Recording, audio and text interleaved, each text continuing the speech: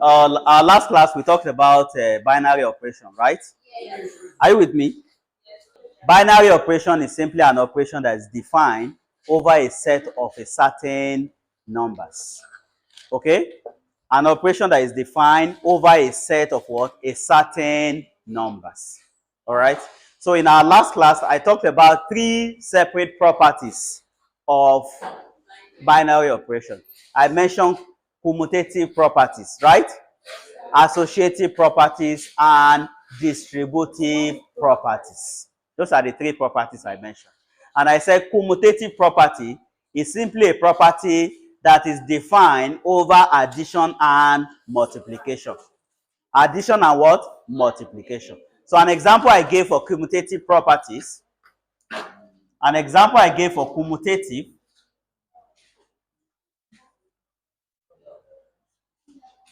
is that A plus B is the same thing as what? B plus A. If any, good. So if you have anything that satisfies the condition, then we can say this expression satisfies commutative properties. Let's take an example. If I have 2 plus 3, 2 plus 3 will give us what? 5. What of 3 plus 2? 5. You can see, under addition, right? Commutative property always stand. Am I communicating?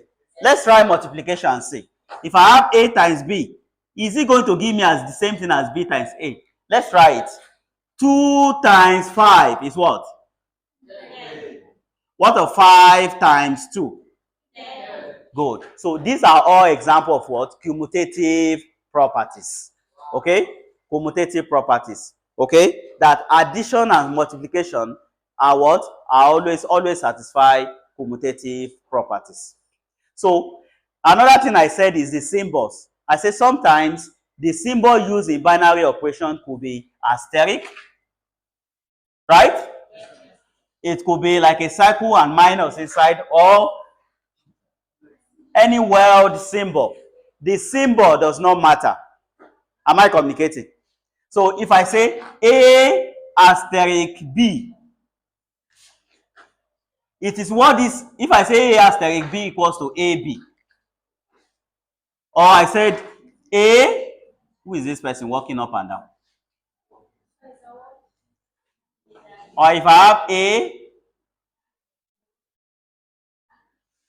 you can see that the symbol does not really matter. The symbol here does not matter. Okay? What matters is what these two things has been defined as. So this A asterisk B is AB. It means the value of A will be given